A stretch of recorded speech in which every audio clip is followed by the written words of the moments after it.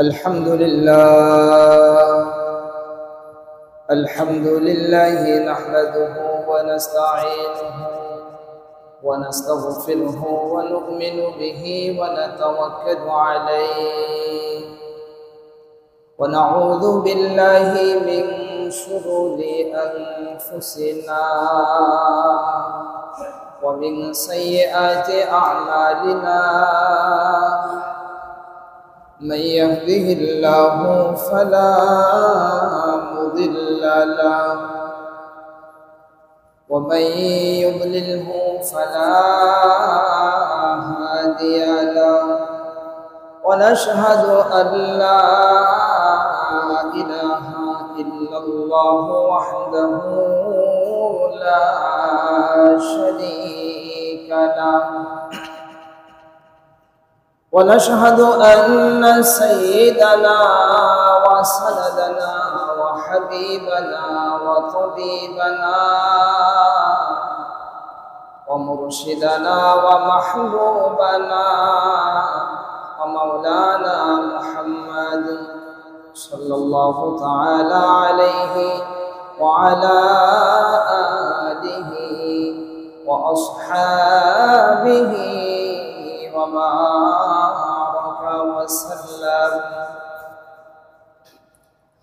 أما بعد فأعوذ بالله من الشيطان الرجيم. بسم الله الرحمن الرحيم. إن أول بيت وضع للناس للذي ببكة مباركا وهدى للعالمين.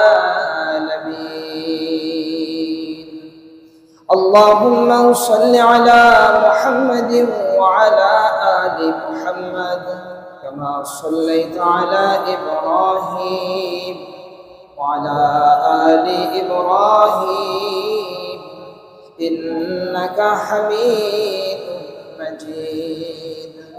اللهم بارك على محمد وعلى آل محمد كما باركت على إبراهيم وعلى آل إبراهيم إنك حميد مجيد. سبحانك لا علم لنا إلا ما علمتنا إنك أنت العليم الحكيم. যে মাস চলতেছে এই মাস হলো হজের মাস। এই মাস কিসের মাস? হজের মাস। আমরা সব জায়গাতে হজের বিষয়ে আলোচনা করি, মানুষের সামনে হজের বিষয়ে বেশি বেশি আলোচনা করা। যখন যে মৌসুম সেই মৌসুমে সেই বিষয়ের আলোচনা করা। দোকানপাটে যখন বসবেন সেখানেও হজের কথা বলবেন। হজের কথা ব্যাপকভাবে মানুষের সামনে চলে আসবে। আবার অপরদিকে এই মাস সম্মানিত 4 মাসের এক মাস। সম্মানিত মাস হলো 4টি। সম্মানিত মাস কয়টি? 4টি। জিলকদ, জিলহজ, মুহররম আর হলো রজব। এই 4 মাস হলো সম্মানিত। এই 4 মাসে যুদ্ধ বিগ্রহ করা নিষিদ্ধ, হারাম। ঝগড়া বিবাদ করা যাবে না। অনেক সময় আমাদের এটা মনে থাকে না। এই মাসে ঝগড়া বিবাদ করা নিষিদ্ধ, হারাম। ঝগড়া বিবাদ করা যাবে না। হজ ইসলামের 5 স্তম্ভের একটা মজবুত স্তম্ভ। হজ। আপনাদের হজ করতে ইচ্ছা হয় না? কি বলে সবাই? বলেন। কেউ তো কিছু বললেন না। আল্লাহ, আপনাদের হজ করার কি ইচ্ছা নাই? মনে চায় না যে হজ করতে? সামর্থ্য না থাকতে পারে, কিন্তু মনের ভিতরে তামান্না, আকাঙ্ক্ষা, দোয়া, তকবীর থাকবে, আমি হজ করব। কি বলেন, ঠিক না বেঠিক? এই নিয়াত নিয়ে, এই চেষ্টা নিয়ে, দোয়া নিয়ে যদি দুনিয়া থেকে বিদায় নেয়, আল্লাহ তাআলা হতে পারে তাকে হজের সওয়াব দিয়ে দিবে। আমার এই বান্দা চেয়েছে, অনেক কান্নাকাটি করছে, কিন্তু আমি তাকে তৌফিক দিই নাই, যেতে পারে নাই। কিন্তু এই বান্দার আশা ছিল, আকাঙ্ক্ষা ছিল, দোয়া ছিল, চোখের পানি ছেড়েছে, কত দোয়া করছে, কিন্তু আপনার সেরকম কোনো ইচ্ছা নেই, সেরকম কোনো আশা আকাঙ্ক্ষা নেই, সেরকম কোনো দোয়া নেই, তাহলে তো আপনি আসলে হজে যেতে চান না। এই জন্য আপনাদের প্রত্যেকের দোয়া থাকবে, দোয়া, আকাঙ্ক্ষা, চেষ্টা। এভাবে যখন একজন বান্দা এভাবে দোয়া করবে, চেষ্টা করবে, আল্লাহ তাআলা চাইলে সে বান্দা হজে চলে যাবে।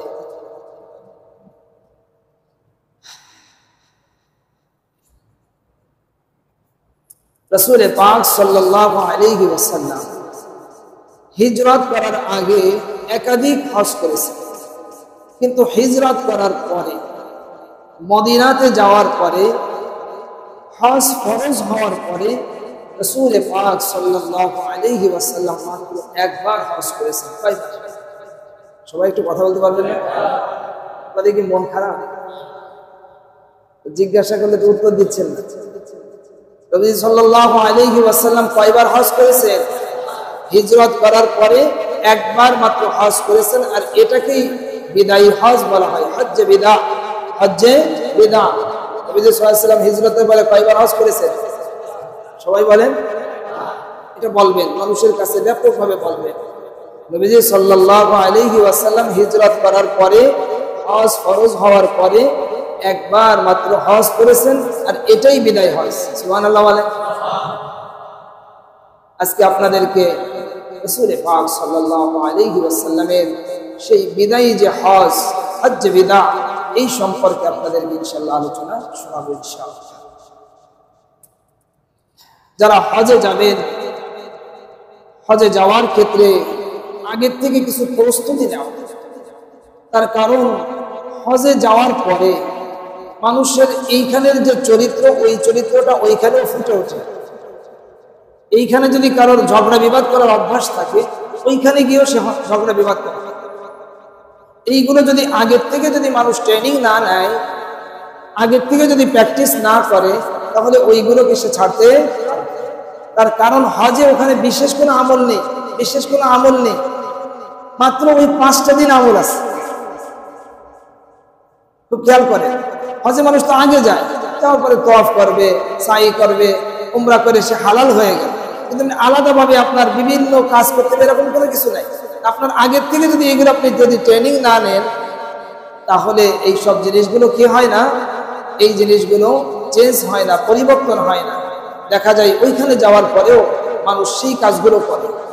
সে যাদের বেশি বলার অভ্যাস, ওখানে গিয়ে সে বেশি কথা বলছে, গালিগুলো অনেক সময় মানুষ দিয়ে ফেলে, নাউজুবিল্লাহ বলে। এই জন্য এইগুলো আগের থেকে ট্রেনিং নেওয়া। রাসূল পাক সাল্লাল্লাহু আলাইহি ওয়াসাল্লাম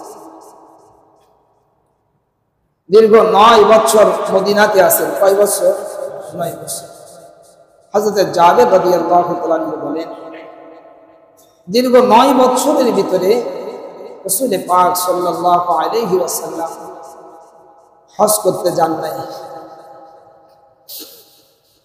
এরপরে যখন 10ম বছর আসলো, যখন 10ম বছর আসলো, তখন ঘোষণা করে দেওয়া হলো রাসূল পাক সাল্লাল্লাহু আলাইহি ওয়াসাল্লাম এই বছর হজের উদ্দেশ্যে রওনা দেবেন। ধরে বলেন সুবহানাল্লাহ। হযরত জাবের রাদিয়াল্লাহু তাআলা আনহু বলেন, আল্লাহর নবীর পক্ষ থেকে যখন এই ঘোষণা মদিনা থেকে যখন ছড়ায় দেওয়া হলো, মানুষের কানে কানে যখন এই সংবাদ পৌঁছে গেল বিশ্বনবী হজে যাচ্ছেন, এই সংবাদ শোনার পরে সমস্ত আরব আল্লাহর নবীর সঙ্গে হজ করার উদ্দেশ্যে বিভিন্ন প্রান্তর থেকে, সব জায়গা থেকে মদিনার দিকে ছুটে আসতেছে। বিপুল সংখ্যক মানুষ তরঙ্গের মতন মদিনার দিকে সব ছুটে আসতেছে আল্লাহর নবী সাল্লাল্লাহু আলাইহি ওয়াসাল্লামের সঙ্গে মানুষ হজ করে। তারা দেখবে আল্লাহর নবী কিভাবে হজ করেন, আল্লাহর নবী কিভাবে কি করেন, এটা তারা দেখবেন। এটা দেখার জন্য, এটা করার জন্য চতুর্দিক থেকে মানুষ হজের উদ্দেশ্যে বিশ্বনবী সাল্লাল্লাহু আলাইহি ওয়াসাল্লামের কাছে সব ছুটে আসতেছে। হযরত জাবের রাদিয়াল্লাহু তাআলা আনহু বলেন, রাসূল পাক সাল্লাল্লাহু আলাইহি ওয়াসাল্লাম গোসল করলেন, 2 রাকাত নামাজ পড়লেন। নবীজি সাল্লাল্লাহু আলাইহি ওয়াসাল্লামের যে উটনি, সেই উটনির নাম হলো কাসওয়া। কাসওয়া উষ্টির উপরে আল্লাহর নবী সাল্লাল্লাহু আলাইহি ওয়াসাল্লাম আরোহণ করলেন। এরপরে তালবিয়া পাঠ করলেন। জোরে বলেন সুবহান। তালবিয়া মানে লব্বাইক আল্লাহুম্মা লব্বাইক। সবাই পড়েন লব্বাইক আল্লাহুম্মা লব্বাইক লব্বাইক লা শারীকা লাক লব্বাইক ইন্নাল হামদা ওয়ান নি'মাতা লাকা ওয়াল মুলক লা শারীকা লাক লব্বাইক আল্লাহুম্মা লব্বাইক লব্বাইক লা শারীকা লাক লব্বাইক ইন্নাল হামদা ওয়ান নি'মাতা লাকা ওয়াল মুলক লা শারীকা লাক। এইটাকে বলা হয় তালবিয়া। এটাকে কি বলা হয়? তালবিয়া।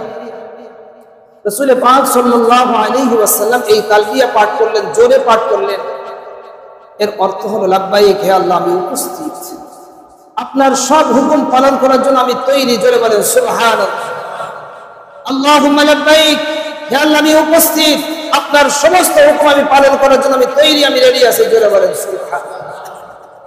প্রথম এরপরে যে কথা, লা শারীকা লাক, আপনার কোনো শরীক নেই। জোরে বলেন সুবহানাল্লাহ।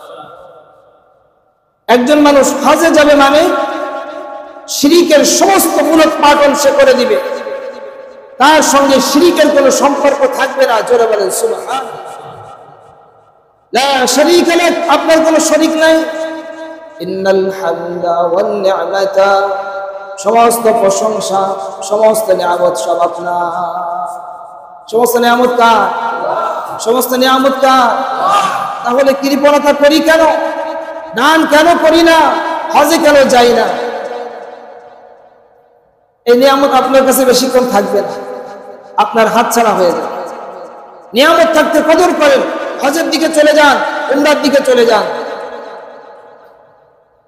ইন্নাল হামদা ওয়ান নি'মাতা লাকা ওয়াল মুলক, রাজত্ব সব আপনার।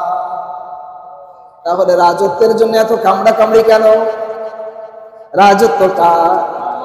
জোরে বলেন কার? লা শারীকা লাক, শুরুতেও একই কথা, আপনার কোনো শরীক নাই। শেষও আবার স্বীকৃতি, আপনার কোনো শরীক নাই।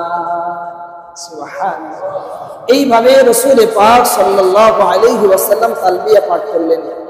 হযরত জাবের রাদিয়াল্লাহু তাআলা বলেন, আমি তাকিয়ে দেখলাম, সামনের দিকে তাকালাম, দেখি শুধু মানুষ আর মানুষ। ডাইনে তাকালাম, দেখি শুধু মানুষ আর মানুষ। বামের দিকে তাকালাম, দেখি শুধু মানুষ আর মানুষ। পিছনের দিকে তাকালাম, দেখি শুধু মানুষ আর মানুষ। যারা বলেন সুবহানাল্লাহ।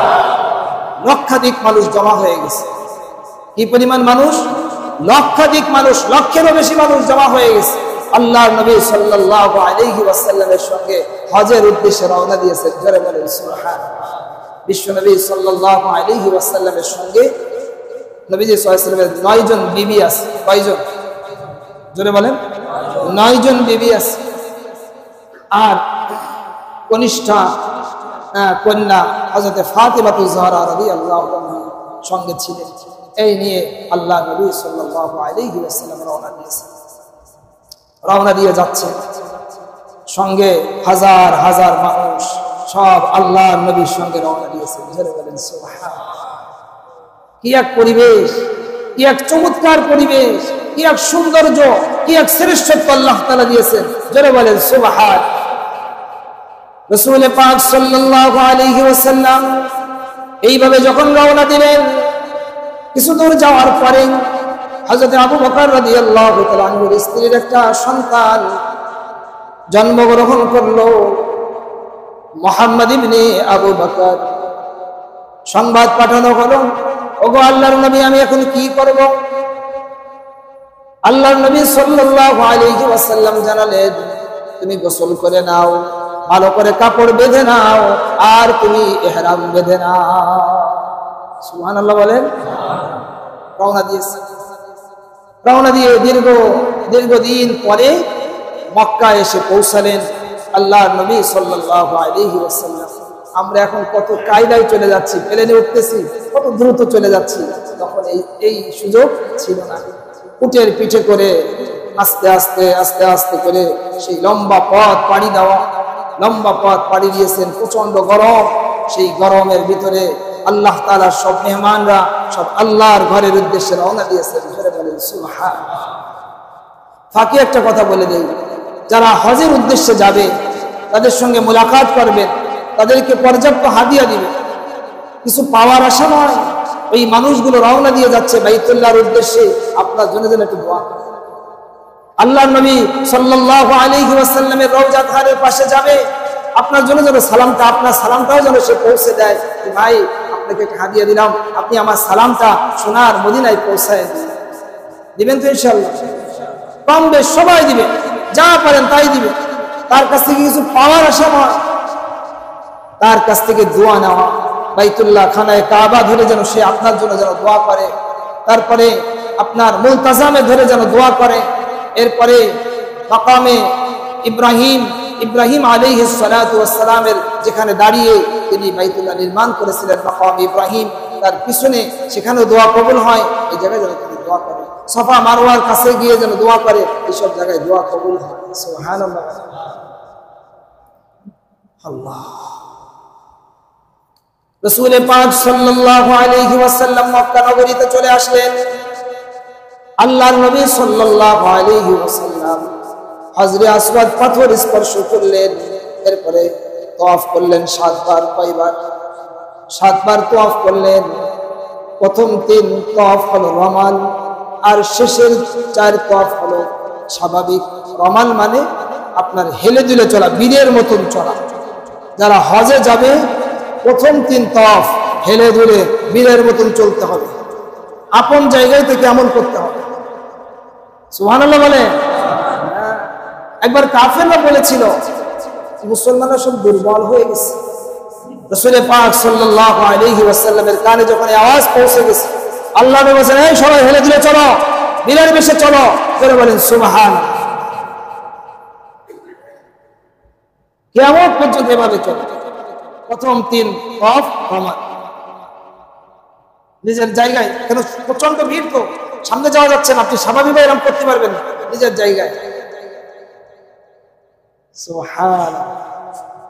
প্রথম 3 তওয়াফ এভাবে করলেন, শেষের 4 তওয়াফ স্বাভাবিক। 1 তওয়াফ করার পরে রাসূল পাক সাল্লাল্লাহু আলাইহি ওয়াসাল্লাম মাকাম ইব্রাহিমের পিছনে আসলেন, 2 রাকাত নামাজ আদায় করলেন।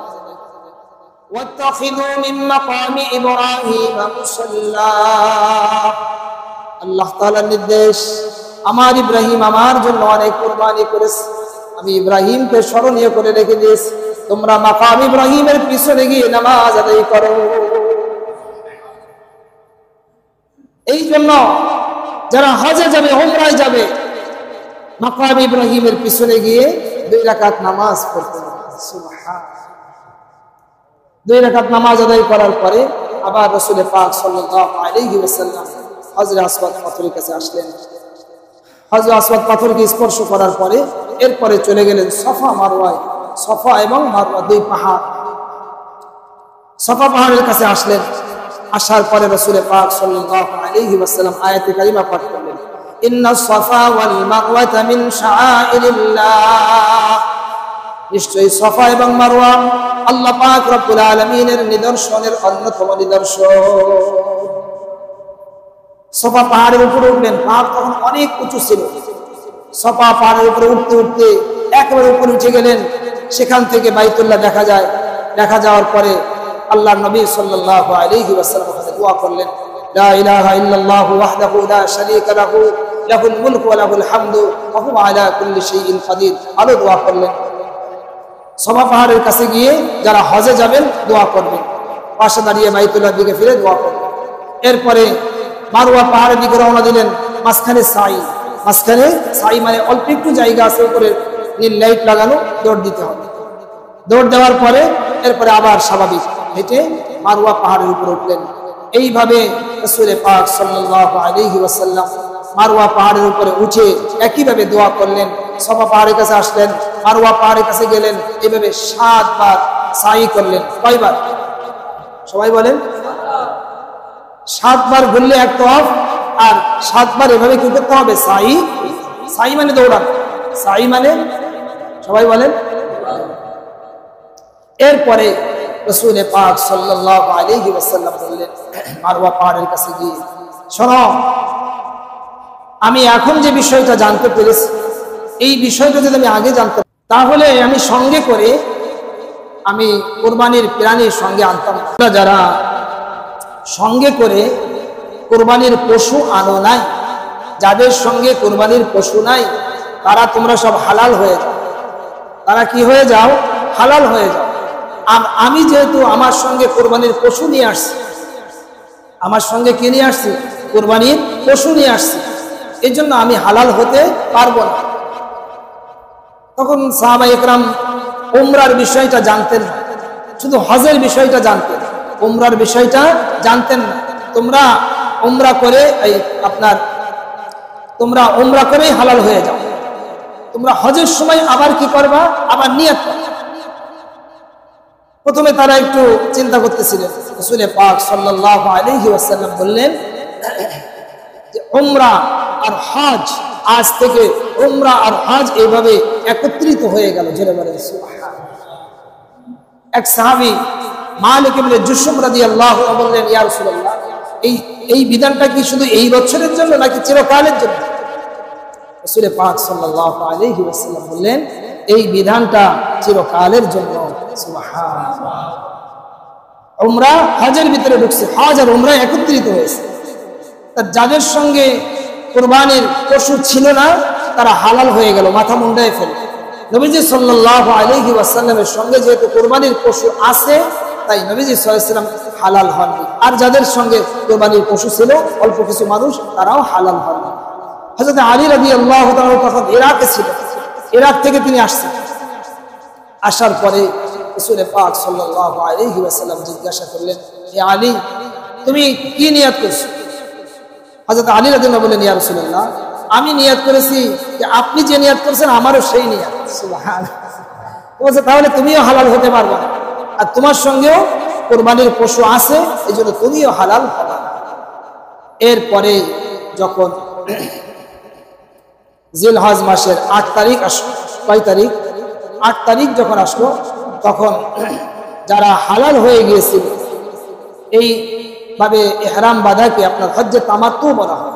হজ হলো 3 প্রকার, হজ্জে ইফরাদ, হজ্জে কিরান, হজ্জে তামাত্তু। হজ্জে তামাত্তু হলো প্রথমে উমরার ইহরাম বেঁধে যাবে, উমরা করে হালাল হয়ে যাবে, মাঝখানে সে কিছু ফায়দা নেবে, কেমন এটাকে বলা হয় তামাত্তু। তামাত্তু মানে ফায়দা নেওয়া। মাঝখানে এখন সে হালাল, সে বিবি ব্যবহার করতে পারবে, তার জন্য সব ধরনের পোশাক করতে পারবে, কোনো অসুবিধা নেই। এরপরে হজের সময় আবার সে ইহরাম বাঁধবে, এটাকে বলা হয় হজ্জে। যখন 8 তারিখ আসলো, এরপরে যারা হালাল হয়ে গিয়েছিল তারা আবার ইহরাম বেঁধে সব মিনার উদ্দেশ্যে রওনা দিলেন। রাসূল পাক সাল্লাল্লাহু আলাইহি ওয়াসাল্লাম মিনায় গিয়ে যোহর, আসর, মাগরিব, ইশা এবং পরের দিনের ফজর ওইখানে মিনাতে আদায় করলেন। মিনাতে আদায় করার পরে আল্লাহর নবী সাল্লাল্লাহু আলাইহি ওয়াসাল্লাম বললেন, নামিরায় আমার জন্য তাবু স্থাপন করো। রাসূল পাক সাল্লাল্লাহু আলাইহি ওয়াসাল্লাম 9 তারিখ আরাফার দিনে আরাফার উদ্দেশ্যে রওনা দিলেন। আল্লাহর নবী সাল্লাল্লাহু আলাইহি ওয়াসাল্লামের সঙ্গে লক্ষাধিক সাহাবায়ে কেরাম সব উপস্থিত। আল্লাহর নবী সাল্লাল্লাহু আলাইহি ওয়াসাল্লাম আরাফার উদ্দেশ্যে রওনা দিয়ে চলে গেলেন। যাইতে যাইতে নামিরা নামক জায়গায়, যেখানে বর্তমানে মসজিদে নামিরা স্থাপন করা আছে, বিশাল বড় মসজিদ, আমরা ওই মসজিদে গিয়েছিলাম। সুবহানাল্লাহ। অনেকে ওই মসজিদের কাছে যেতে পারে না, লম্বা অনেক দূর। মসজিদে নামিরায় ওইখানে যাওয়ার পরে তখন আল্লাহর নবী সাল্লাল্লাহু আলাইহি ওয়াসাল্লামের জন্য ওইখানে তাঁবু টানানো হলো। তখন তো আর মসজিদ ছিল না, তাঁবু টানানো হলো। পরবর্তীতে এটা বানানো হয়েছে মসজিদে নামিরা। আল্লাহর নবী সাল্লাল্লাহু আলাইহি ওয়াসাল্লাম ওইখানে যাওয়ার পরে জাতির উদ্দেশ্যে ভাষণ দিলেন আল্লাহ নবী সাল্লাল্লাহু আলাইহি ওয়াসাল্লাম। নবীজির এই যে ভাষণ, এই ভাষণটা এটা আমাদের মনে রাখতে হবে, এটা আমাদের জন্য সবার জন্য শিক্ষা। আল্লাহ নবী সাল্লাল্লাহু আলাইহি ওয়াসাল্লাম বললেন, আজকের এই দিন, এখন যে মাস, আজকের এই দিন, এই যে মাস, এই যে সময়, এটা এত দামি, এত সম্মানিত। এটা যেমন সম্মানিত, ঠিক তেমনি ভাবে তোমাদের প্রত্যেকের জান, মাল এবং সম্মান, জান, মাল, সম্মান, বলেন কয়টা জিনিস? প্রত্যেক মুসলমানের জান, মাল, সম্মান, প্রত্যেক মুসলমানের জান, মাল, সম্মান এই দিনের মতন, এই মাসের মতন, এই শহরের মতন এরকম সম্মানিত। জোরে বলেন সুবহানাল্লাহ। কেউ কারোর জানের ক্ষতি করবে না, কেউ কারোর মালের ক্ষতি করবে না, কেউ কারোর সম্মানের ক্ষতি করবে না, এমন সম্মানিত। দেখেন আমরা এটা মনে করছি, আজকে মানুষ মানুষকে কিভাবে মেরে ফেলতেছে। একজন মুসলমান হয়ে আরেকজন মুসলমানকে মারতেছে, কি বলেন, ঠিক না বেটি? মুসলমান হয়ে আরেক মুসলমানকে সে মেরে দিচ্ছে, সামান্য একটু টাকার জন্য, একটু জায়গার জন্য, একটু ক্ষমতার জন্য। এটা করা যাবে না। এখন তো এমন ভয়ঙ্কর অবস্থা, সন্তান মাকে মেরে দিচ্ছে, বাবাকে মেরে দিচ্ছে, বাবা হয়ে সন্তানকে মেরে দিচ্ছে, মা হয়ে সন্তানকে মেরে দিচ্ছে। এমন এক জামানার ভিতরে আমরা আছি, আইয়ামে জাহিলিয়াত ছাড়িয়ে গেছে, কি বলেন, ঠিক না বেটি? রাসূল পাক সাল্লাল্লাহু আলাইহি ওয়াসাল্লাম বললেন, তোমাদের জান, তোমাদের মাল আর তোমাদের সম্মান এই দিনের মতো, এই মাসের মতো এরকম সম্মানিত। এরপরে রাসূল পাক সাল্লাল্লাহু আলাইহি ওয়াসাল্লাম বললেন, যত জাহিলি প্রথা আছে, কুপ্রথা আছে, সমস্ত প্রথা আমি আমার পায়ের নিচে পিষ্ট করে দিলাম, এগুলোকে খতম করে দিলাম, এগুলো চলবে না। আমাদেরকেও তাই করতে হবে। যারা হজে যাবেন, আপনি কঠিন সিদ্ধান্ত নিয়ে আসতে হবে। দুনিয়াতে কোনো কুপ্রথা, কোন রসম আর রেওয়াজকে আমরা চালাতে দিব না। চলবে আল্লাহর কোরআনের নিয়ম, চলবে হাদিসে রাসূলের নিয়ম। করে বলেন সুবহানাল্লাহ। রাসূল পাক সাল্লাল্লাহু আলাইহি ওয়াসাল্লাম সুদকে চিরতরে ধ্বংস করে দিলেন, বললেন সুদ চলবে না, যত কুপ্রথা আছে চলবে না। এরপরে আল্লাহর নবী সাল্লাল্লাহু আলাইহি ওয়াসাল্লাম বললেন, তোমরা স্বামী স্ত্রীর পরস্পরের হকের বিষয়ে তোমরা সতর্ক থাকবা। স্বামীর স্ত্রীর উপরে হক আছে, স্ত্রীরও স্বামীর উপরে হক আছে। একজন আরেকজনের হকের ব্যাপারে খুব সতর্ক থাকবা।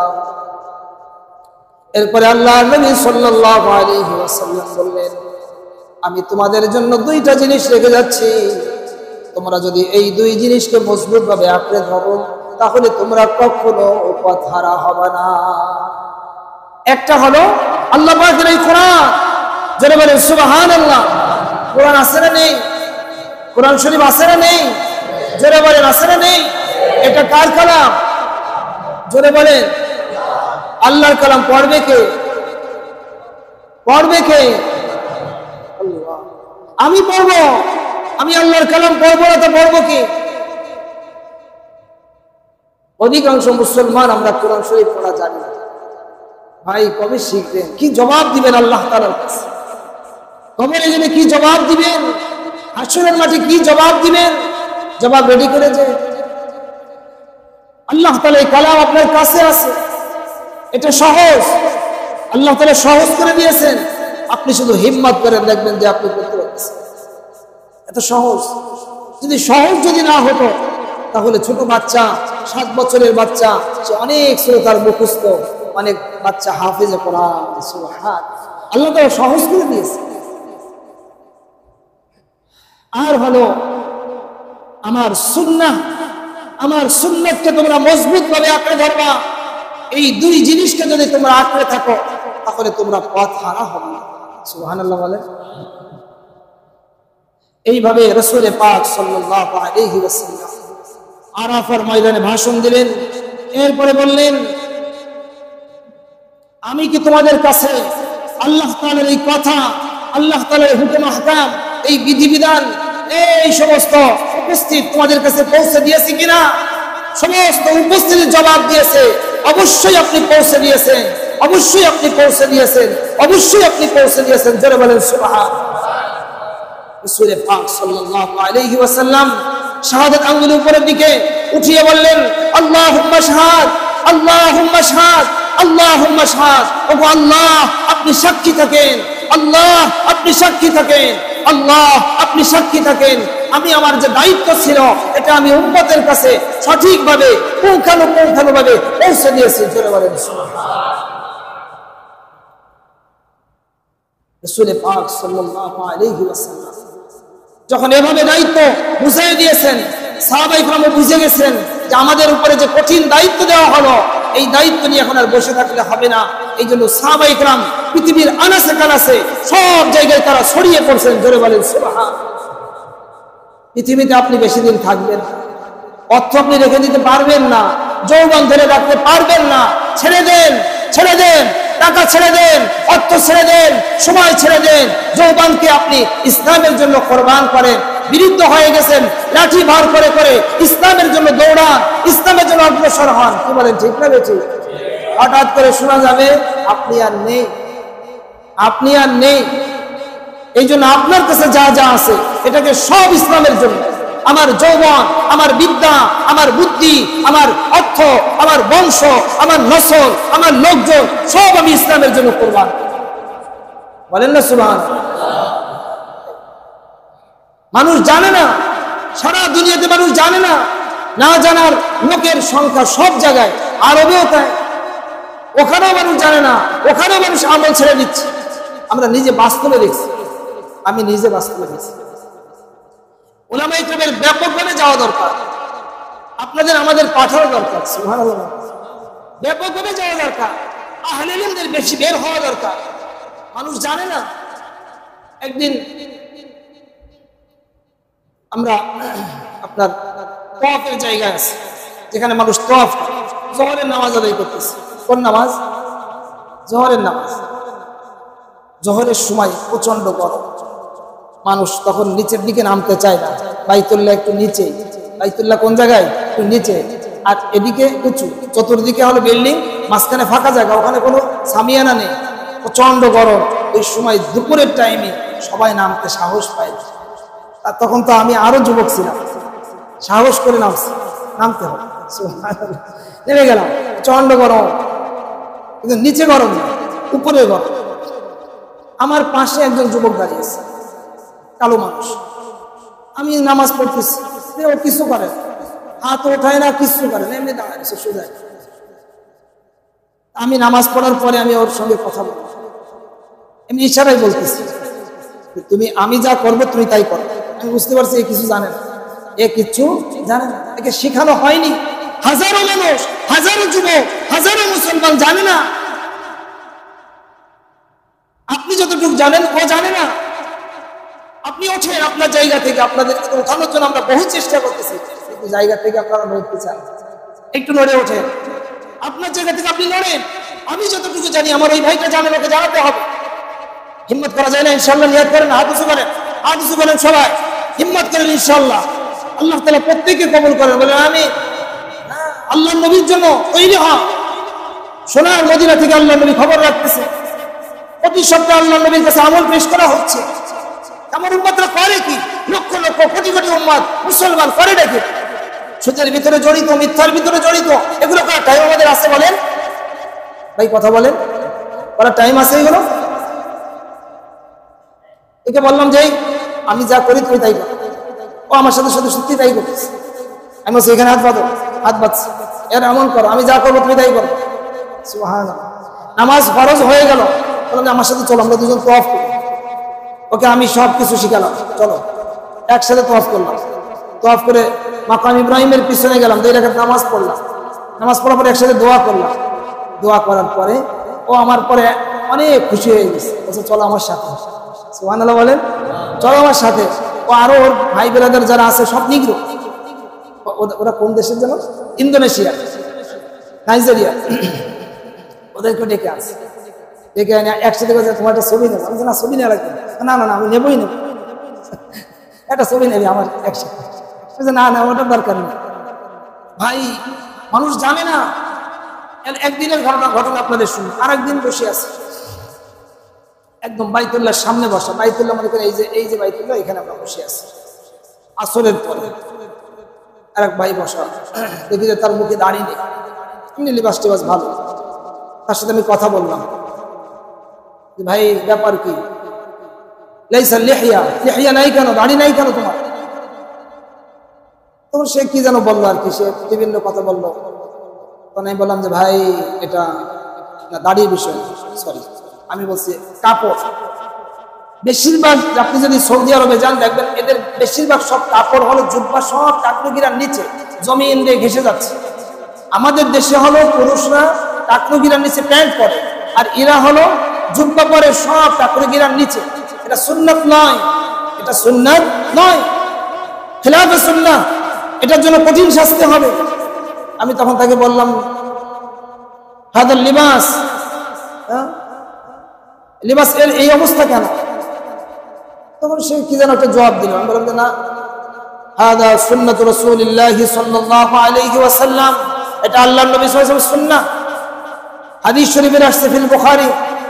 আমি হাদিস বললাম মা আসফালা মিনাল কাবাইন ইলাল ইজারি ফিন নার, যেই মানুষের পোশাক, পুরুষদের পোশাক টাকনুগিরার নিচে যাবে ওটা জাহান্নামে জ্বলবে। এইভাবে যখন আমি তার সঙ্গে কথা বলা শুরু করলাম, দেখি আস্তে আস্তে সে আমার কথাটা মানা শুরু করছে। সুবহান। আমি যখন কথা বলা শুরু করছি আরো দুইজন আমার পক্ষে চলে আসছে, পিছন থেকে একজন আসছে, সামনের থেকে একজন আসছে, তো ভাই সঠিক কথা বলছে। সুবহানাল্লাহ বলেন। এই জন্য ভাই শুধু হজে খালি গেলে হবে না, হজে দাওয়াতের নিয়তে বের হওয়া। সারা দুনিয়া থেকে মানুষ ওখানে আসে, মানুষের কাছে সঠিক সেই ইসলাম, সঠিক সেই কথা, কোরআনের সেই বাণী, হাদিস শরীফের সেই বাণী তার কানে, তার কর্ণ কুয়ারে পৌঁছায় দিতে হবে। সেও তার দেশে দেশে নিয়ে চলে যাবে। সুবহানাল্লাহ বলে। এই জন্য ব্যাপকভাবে যাওয়া দরকার। যাদের সামর্থ্য আছে যান, কিছু শিখে তারপরে যান, আপনিও কয়েকজনকে শিখাতে পারবেন। এই জন্য ভাই আমাদের হজে যাওয়া দরকার, ওমরায় যাওয়া দরকার। জায়গাটা এত দামি জায়গা, 1 রাকাত নামাজ পড়লে 1 লক্ষ রাকাত নামাজ পড়া। চিন্তা করেন। একটা কৌশলের কথা, একটা কৌশল হলো এই, প্রতি বছর তো আমাদের প্রত্যেকে যাওয়া সম্ভব না, কিন্তু সম্মিলিতভাবে আমরা একজন দুইজনকে পাঠাই দিতে পারি। কথা বলে না, সম্মিলিতভাবে আমরা একজন দুইজনকে উমরার জন্য, হজের জন্য পাঠাই দিতে পারি। লাভ কি হবে? লাভ হবে 2 ধরনের। এক ধরনের লাভ হলো যেই ব্যক্তি কোনো নেকির কাজে সহযোগিতা করে, ওই লোকটা নেকি করে যেই পরিমাণ সওয়াব অর্জন করবে, এই লোকটা সহযোগিতা করে সেই একই সওয়াব। ওই লোকটা উমরা করে যেই পরিমাণ সওয়াব পাবে, আপনারা সহযোগিতা করে সেই পরিমাণ সওয়াব পাবেন। এটা হলো কৌশল। আর একটা হলো আমাদের পক্ষ থেকে মানুষদেরকে পাঠালো, যাও তুমি দাওয়াতের নিয়াতে মানুষদেরকে ইসলামের কথা বলো, ইসলামের বাণী ওই সমস্ত মানুষদের কাছে পৌঁছাও, সেখানে সারা দুনিয়া থেকে মানুষ আসে। এই হলো 2 নম্বর লাভ। ওই মানুষ যদি 10 জন মানুষের কাছে যদি ইসলামের বাণী পৌঁছায় দিতে পারে, ওই মানুষদের মাধ্যমে সারা দুনিয়াতে অন্যান্য দৃষ্টিকে, অন্যান্য দেশে দেশে ইসলাম পৌঁছায়। আরো অনেক কথা। যাই হোক, রাসূল পাক সাল্লাল্লাহু আলাইহি ওয়াসাল্লাম আপনার আরাফার ময়দান থেকে এরপরে মুজদালিফায় গেলেন। এভাবে তারপরে আপনার কুরবানির দিন যখন আসলো, রাসূল পাক সাল্লাল্লাহু আলাইহি ওয়াসাল্লাম নিজে হাতে 63টা কুরবানি করছেন। নিজে হাতে কয়টা করছেন? 63। আর বাকি 100টা হতে আর যে কয়টা লাগে সেই কয়টা হযরত আলী রাদিয়াল্লাহু তাআলা আনহুকে দিয়ে করিয়েছেন। 100টা করিয়েছেন। কয়টা? 100। আল্লাহ পাক রব্বুল আলামিন আমাদের প্রত্যেককে আল্লাহ তাআলা কুরবানি করা, আপনার হজ করার তৌফিক দান করেন, উমরা করার তৌফিক দান করেন। আমিন। আখির দাওয়ানা আলহামদুলিল্লাহি রাব্বিল আলামিন।